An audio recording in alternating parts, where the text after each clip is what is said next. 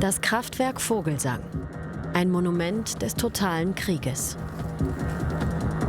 So ein Objekt, auch wenn es eine Ruine ist, lebt. Ein Ort voller Geheimnisse. Das Gebäude ist eine Betonskulptur, die erstmal ein bisschen rätselhaft ist.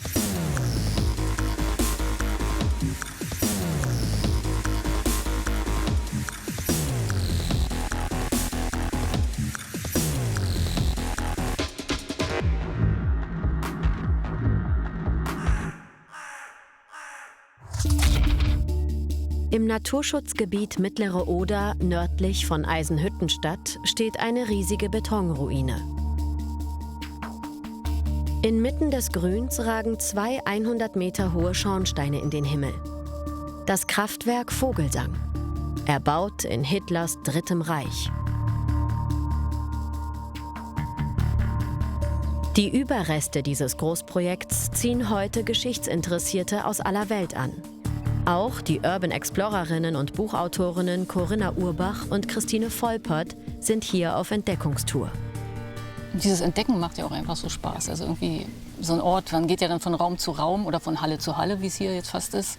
Und was passiert, was ist hinter der nächsten Ecke zu sehen? Also jetzt in unserem Fall, ob es da Street Art irgendwie gibt, was anderes Schönes noch. Ja, zum einen fragt man sich, was war das Gebäude einfach mal? Warum steht das jetzt leer? Wie lange steht das hier leer? Es ist auch spannend, einfach zu sehen, was ist hier geschehen, wer war hier oder genau, wer hat es vielleicht besetzt. Es ist immer wichtig, auch zu sehen, was die Geschichte dann so hergibt. Mit solchen Fragen haben sich auch die Bauforscherin Barbara Schulz und der Historiker Axel Drieschner beschäftigt. Das Kraftwerk Vogelsang und seine Geschichte lassen die beiden seit mehr als 20 Jahren nicht los. Ich habe ja 3 Jahre in Eisenhüttenstadt gelebt und 3 Jahre überhaupt nicht begriffen, dass diese Stadt eine Geschichte vor Eisenhüttenstadt, vor Stalinstadt hatte.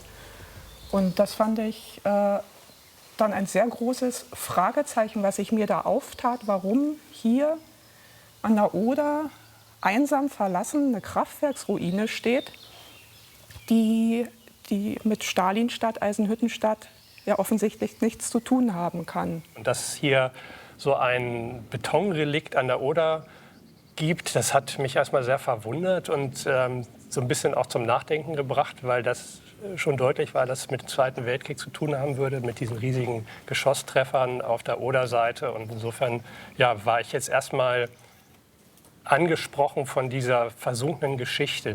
Jung sind die Herzen in Stalinstadt. Für viele ist die Geschichte Eisenhüttenstadts, bis 1961 Stalinstadt, untrennbar verknüpft mit dem Gründungsmythos der DDR. Eine neue Stadt für neue Menschen, gebaut dort, wo es vorher nur Kiefern im märkischen Sand gab. Der fühlte wie jeder heut den Rhythmus der neuen Zeit. Was kaum bekannt ist, schon die Nationalsozialisten errichteten in der kleinen Stadt Fürstenberg, heute Teil Eisenhüttenstadts, einen wichtigen Standort für die Kriegsindustrie. Konzerne wie Degussa und Rheinmetall Borsig bauten Werke für Rüstungsgüter. Und für all das wurde Strom gebraucht. Liefern sollte die Energie ein sogenanntes Wärmekraft-Sofort-Programm. Insgesamt 10 Einheitskraftwerke waren im Deutschen Reich geplant. Das Fürstenberger Kraftwerk sollte mit in der Nähe abgebauter Braunkohle betrieben werden. Der so produzierte Strom den neuen Industriestandort versorgen.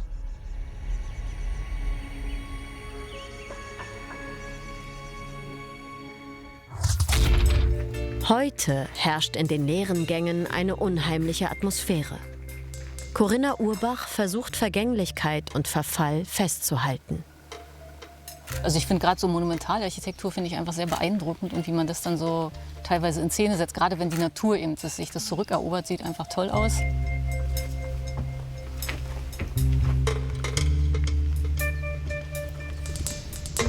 Der Kontrast zwischen der Ruine, was ja eigentlich vielleicht so ein bisschen melancholisch ist oder traurig, dass es jetzt halt leer steht. Und dann drumherum ist einfach alles voller Leben. Die Natur ist irgendwie, hat sich alles zurückgeholt. Das finde ich super. Es ist wirklich Wahnsinn, ja.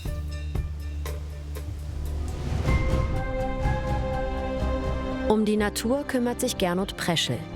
Im Auftrag des Bundes für Umwelt und Naturschutz besucht der ehrenamtliche Fledermausbetreuer häufig Lost Places wie das Kraftwerk Vogelsang.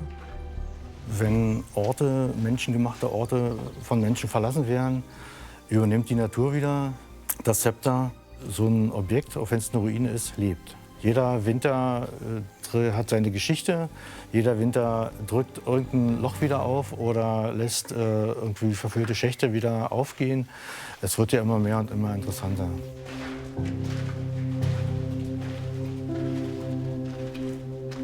Seit rund 20 Jahren ist Gernot Preschel für die Kraftwerksfledermäuse zuständig. Er kennt den Ort wie kaum ein anderer.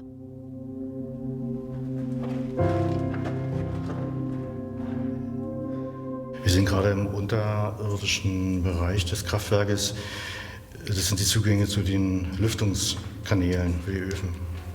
Und diese Kanäle wurden hier optimiert für Fledermäuse. Hier wurden speziell noch Mauern eingezogen, Wände eingezogen, die mit Spalten versehen sind, Spaltenquartieren und eben Fledermaus-Holzkästen. Mit einem Spiegel kontrolliert Gernot Preschel die Holzkästen, zählt die Fledermäuse, die sich dort verstecken. Solche Rückzugsorte sind für die vom Aussterben bedrohten Tiere lebenswichtig. Für den Bau des Kraftwerks wurden gewaltige Mengen an Beton verwendet. Trotz des Krieges sollte es schnell vorangehen. Die harte und gefährliche Arbeit mussten fast ausschließlich Zwangsarbeiter leisten. Wenn man die Baumasse sieht, sie haben auch mit einfachen Mitteln gearbeitet. Das Eisen, das Bewährungseisen schleppen, biegen, zusammenbindeln, Schächte ausheben. Wir sehen ja nur das obertägige Kraftwerk. Es gibt ja natürlich, wir haben hier linker Hand das Einlaufbauwerk, es gibt natürlich auch noch eine unterirdische Ebene. Auch das musste alles ausgeschachtet, gearbeitet werden. Und das ist alles unter massiver Ausnutzung der Arbeitskraft dieser Zwangsarbeiter passiert. Das Stalag 3B in Fürstenberg. Ein riesiges Kriegsgefangenenlager. Zehntausende Männer sind über die Jahre in den Baracken eingepfercht und werden von dort auf Arbeitskommandos in der Umgebung verteilt. Die unmenschlichen Arbeits- und Lebensbedingungen kosten insgesamt mehr als 4000 der im Stalag internierten Menschen das Leben.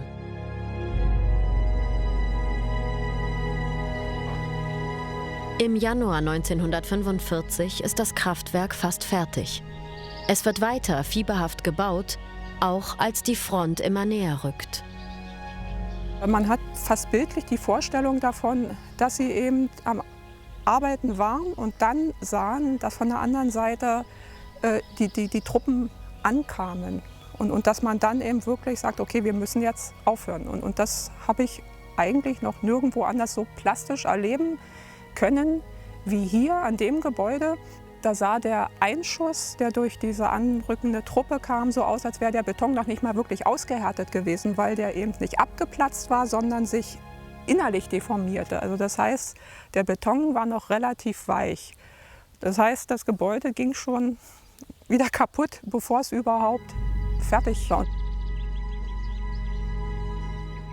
Anfang Februar 1945 überquert die Rote Armee die Oder und besetzt die Baustelle.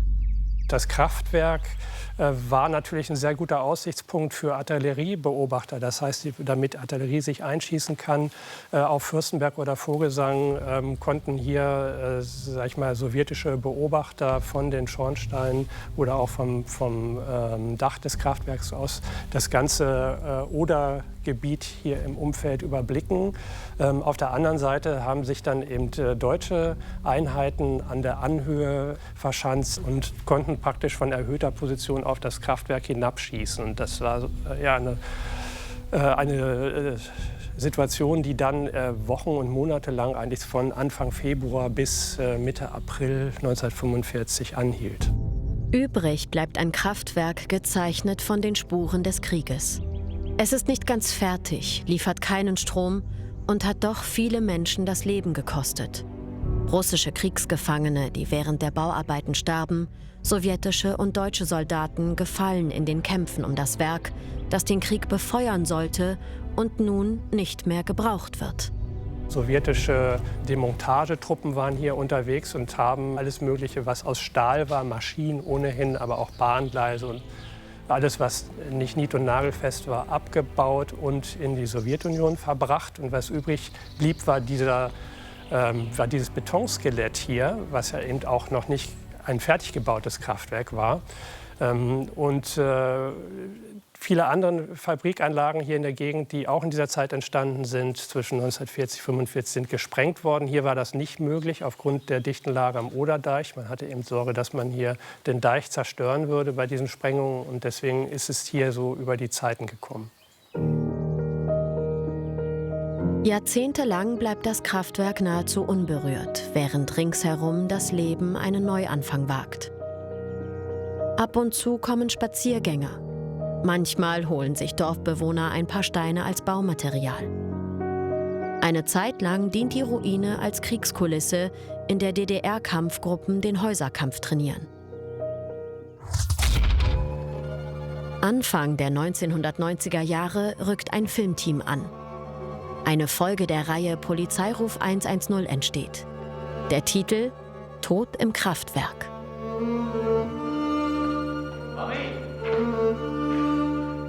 Harry! War nicht so rum!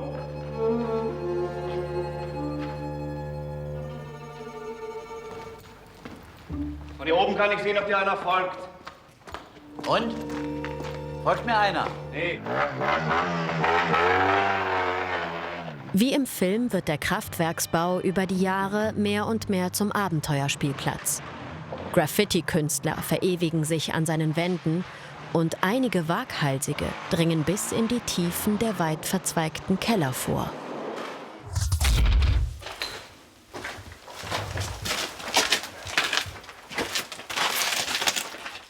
Das waren zum Beispiel Bereiche, die waren vorher zu. Die kannten wir auch nicht. Die haben uns die Menschen hier aufgeklappt. Dann ging es über den Schutt weiter und dahinter ist eine Wand und da ist so viel Platz. Also ich passe da nicht runter, aber es gibt Menschen, die schieben sich da rückwärts durch und dann kommen die nächsten Räume, die man überhaupt nicht erahnt. Und da haben wir dann mitunter auch Fledermäuse. Und so wird natürlich so ein Gebäude halt immer interessanter, weil man immer mehr kennenlernt. Weil die Zeit arbeitet mitunter dann auch für uns. Im Sommer sind kaum Fledermäuse vor Ort.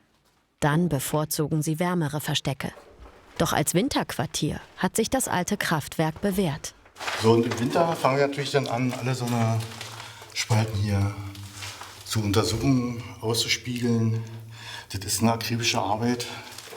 Hier ist zum Beispiel solche Spalten dahinter. Gucken mitunter nur Füße vor. Ja, man sieht den, also man kann eigentlich nur ahnen, dass das eine Fledermaus ist. Und wenn man sich dann mit den Füßen auskennt, dann kann man auch bestimmen, welche Fledermausart dahinter steckt. Seinen tierischen Bewohnern hat der Bau zu verdanken, dass er immer noch steht. 1998, ein Jahr nach der großen Oderflut, soll er eigentlich abgerissen werden. Man befürchtet, die Schornsteine könnten bei einer weiteren Flut auf den Deich stürzen. Bagger rücken an, Sprengungen werden vorbereitet, erste Gebäudeteile zerstört. Im letzten Moment verhindern Naturschützer den Abriss, weil seltene Falkenarten in den Schornsteinen brüten. So steht es immer noch, nach mehr als 80 Jahren. Das Nazi-Kraftwerk, das nie ans Netz ging. 2010 ersteigert es ein holländischer Investor für 8.500 €. Dank der Initiative von Barbara Schulz und Axel Drieschner wird die Ruine unter Denkmalschutz gestellt. Wie könnte ihre Zukunft aussehen? Ich denke mal, das Kraftwerk hat Ausdauer. Diese Ruine wird noch Jahrzehnte stehen und ich bin mir eigentlich sicher, dass der Zeitpunkt kommen wird, dass auch in der Stadtgesellschaft sich Menschen vielleicht stärker mit dieser Geschichte auseinandersetzen und Initiative ergreifen. Noch gibt es nicht einmal eine Infotafel. So bleibt die bewegte Geschichte des Kraftwerks Vogelsang weiterhin verborgen hinter wucherndem Grün und bröckelndem Beton. In der nächsten Folge Uniformen für Millionen. Die Tuchfabrik die Grundlage für das Vermögen einer der reichsten Familien Deutschlands wurde. Hinter verschlossenen Türen vergessene Inschriften und mysteriöse Hinterlassenschaften.